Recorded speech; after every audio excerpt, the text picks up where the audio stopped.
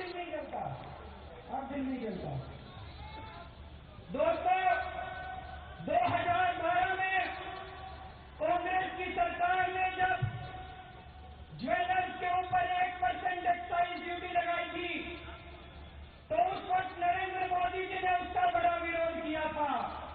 लेकिन बड़े दुख की बात है कि आज खुद प्रधानमंत्री बनने के बाद उन्होंने देश के सारे ज्वेलर्स के ऊपर 1% ड्यूटी लगा दी।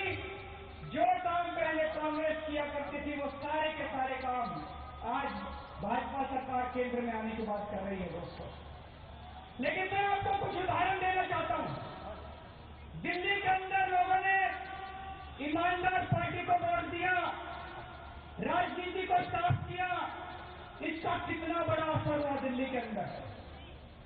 गुजरात के अंदर एक भी सरकारी काम बिना रिश्वत के नहीं होता। गलत तो नहीं कह रहा? कोई पुल बनता है, कोई सड़क बनती है, हर काम के अंदर पैसा चलता है। दिल्ली के अंदर अभी एक फ्लाईओवर बना, कांग्रेस के टाइम में, शीला दीक्षित के टाइम में बनना चालू हुआ था। 325 करोड़ का फ्लाईओवर बनना था। आपकी ईमानदार सरकार ने, आम आदमी की सरकार ने 325 करोड़ का फ्लाईओवर 200 करोड़ के अंदर बना के तैयार कर दिया। कभी सुना आप लोगों ने? 300 करोड़ का काम सरकार में बनते 1000 करोड़ का होते तो देखा है, लेकिन 300 करोड़ का काम 200 करोड़ के अंदर बनते हुए नहीं देखा कभी। 125 करोड़ रुपए बचाए हम लोगों ने। कैसे बचाए? ये 125 करोड़ रुपए नेताओं की और अफसरों की जेब में जाया करते थे। अब दिल्ली में ईमानदार सरकार है, हम पैसे खाते नहीं है, तो 125 करोड़ रुपए बच गए। एक साल में हम लोगों ने 5 फ्लाईओवर बनाए। 5 फ्लाईओवर में हमने 350 करोड़ रुपए बचा लिए। 350 करोड़ रुपए। फिर मैंने अपने सारे कैबिनेट की मीटिंग करी। कैबिनेट की मीटिंग करके मैंने पूछा कि भाई ये 350 करोड़ रुपए बच गए, अब इसका क्या करें? तो हमने तय किया कि दिल्ली के सारे सरकारी अस्पतालों के अंदर हमने सारी दवाइयां और सारे टेस्ट, सारा इलाज हमने फ्री कर दिया। दोस्तों, पूरे भारत के अंदर अकेला दिल्ली राज्य है जहां पे सरकारी अस्पतालों के अंदर सारे टेस्ट और सारी दवाइयां फ्री हैं। पहले अगर कोई मरीज जाता था सरकारी अस्पताल में, खिड़की के ऊपर अगर 5 दवाई लिखते थे तो उसे 1 दवाई मिलती थी।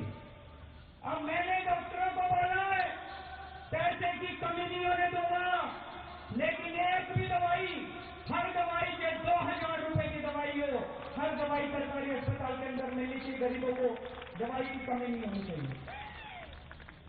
जब मैं दिल्ली का मुख्यमंत्री बना, दिल्ली में बिजली सबसे महंगी थी।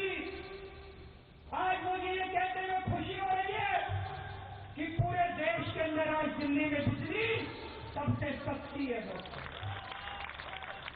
मैं आपको, अगर दिल्ली के अंदर कोई 200 यूनिट बिजली खर्च करता है,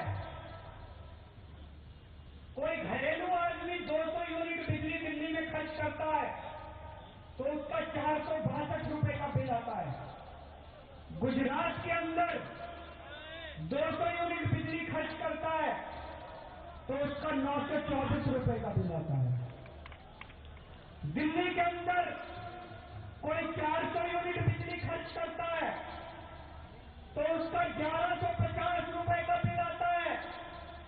गुजरात के अंदर कोई 400 यूनिट बिजली खर्च करता है तो उसका 2100 रुपए का बिजली का बिल आता है।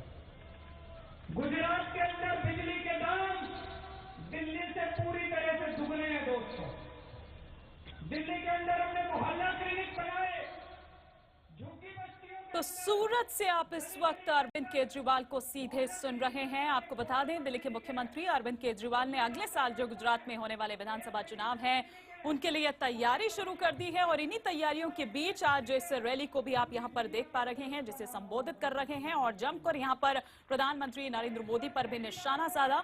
हमारे सहयोगी जनक दवे इसी पर और विस्तार से हमें जानकारी दे रहे हैं, लेकिन उससे पहले आपको बता दें कि इस दौरान 4 दिनों का ये दौरा है जिस पर अरविंद केजरीवाल है, लेकिन इस बीच उनको कुछ जो लोग वहां पर हैं उनका विरोध भी झेलना पड़ा। लोगों ने इस बीच अरविंद केजरीवाल को काले झंडे भी दिखाए। लगातार हम इस पर नजर बनाए हुए हैं। जनक हमारे सहयोगी हमारे साथ बने हुए हैं। जनक, इस मंच से, इस रैली से प्रधानमंत्री नरेंद्र मोदी पर निशाना साधते हुए अरविंद केजरीवाल। बिल्कुल, देखिए इसका एक इम्पोर्टेंस भी देखना होगा ईमानी। ये अरविंद केजरीवाल की पहली राजनीतिक रैली के तौर पे आप उसको गुजरात में देख सकते हैं और इस बार वो 4 दिन का जो दौरा है उसमें उन्होंने सबसे अहम जो मुद्दा रखा है वो पाटीदार ही मुद्दा रखा है।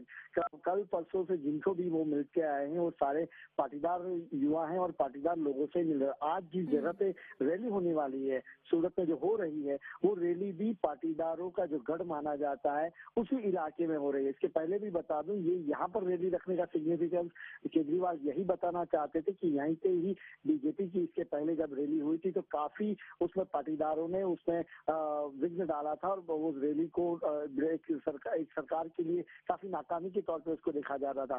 केजरीवाल यहीं पे अपनी रैली करके सफलतापूर्ण रैली दिखाकर बताना चाहते हैं कि देखिए पाटीदारों का एक जो हिस्सा तो पाटीदार समुदाय को बेसिकली यहाँ पर रिझाने की कोशिश कर रहे थे अरविंद केजरीवाल, ये हम यहाँ पर दिखा रहे थे। हमारे सहयोगी जनक दवे हमें हम पर इस पर और विस्तार से जानकारी दे रहे थे। आपको बता दें कि सूरत में पाटीदार समुदाय जो है काफी बड़ी उसकी आबादी है और जाहिर सी बात है कि उसको रिझाने की यहाँ पर कोशिश, लेकिन साथ ही साथ पीएम पर निशाना भी साधते हुए नजर आए केजरीवाल।